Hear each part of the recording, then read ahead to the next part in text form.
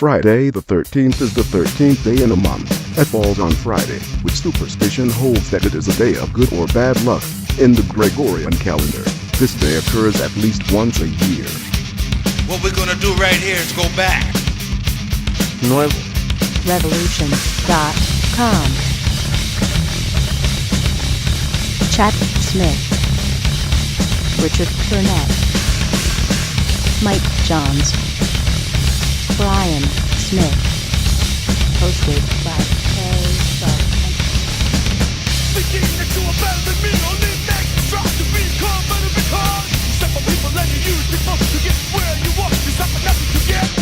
I thought when I would see this day, we'd be in the fucking lounge and there'd be pianos going and fucking we'd be on the strip in some fucking random club. But it's fucking happened. Hemlock is back together. This is them for those that don't know. The original lineup, Hemlock back in full effect. How it should have been, but it's all good. Everything happens for a reason, and now the family's back together. It's all good. Writing a new album. Wow, I mean, Oh yeah, that's why I'm fucking. Are we allowed to cuss on this interview? Yeah. Fuck yeah! Are you gonna put our little names like a fucking I'm just joking. Yeah, we're actually recording in April. We're already been writing. We didn't have any of the songs ready for tonight, but recording in April. It's gonna be out late summer. Late summer, brand new Hemlock CD with the Gangsters, the original Hemlock. It's been 9 years since Rich was in the band. 7 years since Brian was in the band, and 5 years since Mike was in the band. I gotta give Chad credit for keeping it going when we were around. My crazy ass kept Hemlock rolling, but I'm glad they're back because this is how it feels. This is the good shit right here, and I love to cuss on your interview, Rhea and Kitty. Rhea and Kitty, thank you for coming tonight. It's been awesome. I'm not even having to answer questions. You got some Ask questions. Ask them. Or whatever. I like walks on the beach, you know, fucking. Whatever happened to the other groups? I'll get you like 13 miles. That was in a nice way for real, because I always told everybody these guys were still my friends, but that was the band that they did when they couldn't afford to tour and all that craziness with kids and bills and all that drama, and I kept it going. They did shows around town here, and they did good actually for a while. And their drummer was crazy and quit, so the same week I was asking them anyways to join Hemlock again.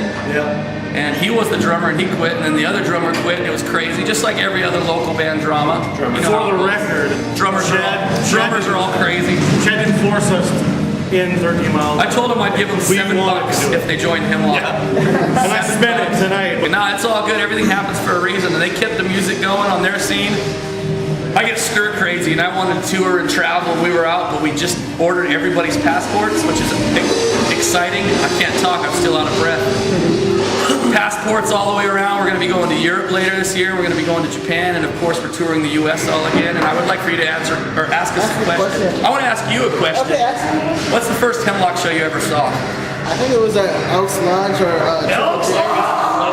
Was it with Turmoil? Dude, I was fucking 13. 13. Mine's What was the age. first Hemlock show you ever saw? I know it was in Kingman, right? Yep, when I was the whole ripe age of like 15 and 2 months. Did we play with House of Hillary? Sound? Weren't you barefoot? That was I've a different always show been at the back. barefoot. We played with- But yeah, it was this Pigeonhole CD release show was the day that Roadrunner. All right, this is towards Brian. You were in, was it Dead Birds and Blind Kids? Yes.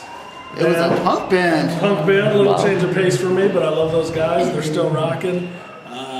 Wish them the best. Learn to never say never. Who knows? Maybe I'll fucking rock with them again someday. What are you saying? Oh, shit. He's like, Maybe I'll make out with them today. Yeah. I'm a band whore. Whoever pays me the most, that's where I'll go. Music's supposed to be about having a good time, and it's definitely feeling good and having fun, you know, feeling good. No, I'm just joking. It's going good. I just squeezed my titty. You'll have to forgive us. We look all shitty and sweaty and nasty and gross because I was informed we played an hour and a half set and it didn't feel like it. I did. Other than my rambling in between, but it was fun. I just wanted to have fun and it was good. So, what you guys think? What you think, Look, Kenny? you guys played Obsession. I was like, Film Kitty. Tell us about Obsession. Obsession is the best song ever. You love it. Is that your favorite song? Favorite Hemlock song? That was the first song that was like, fuck yeah. You know, I lost my virginity to that song. My butthole. When you heard it, All Yeah. right, where did the origin of Hemlock come from? Like, how did you guys come up with the name? Longest I know. Old school. Actually, to be honest, I'll take credit because I always liked the name and wanted to use it. Fuck you, real. Anyways, we put names in a hat and we kicked around a bunch of different names, but it was just always a cool name that we bounced around forever. The name fit the band. And The funniest part is we put them all in a hat with like 10 names, and we swore no matter which name we picked, we would use, and we picked it first. And we had a different guy in the band at the time, and he said, "Nah, it's too heavy of a name." So we tried changing it, and it didn't work, and it came back to Hemlock like it was meant to be, just like this was meant to be. Just Slave Octane. no, it was Skeleton Crew for a minute. We saw stars. Hemlock was meant to be from the beginning. Satin Blue, Mother's Attic. We were like 14, 15, 16 years old. Hemlock just sounded like a good metal band name.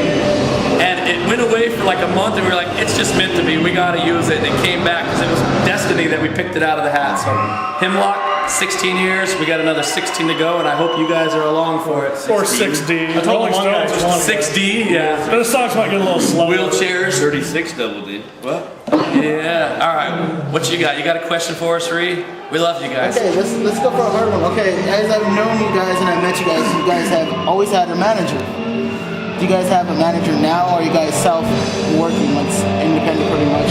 We've had managers that say they're managers, but they don't really do much, which I'm not going to talk bad because there is times where people have helped, but when you have to ask your manager to do the phone calls and you have to like tell them to do it and they say that they smoked too much weed and they didn't call anybody, or our other friend was busy, our other manager was boning, our other manager was working the real job.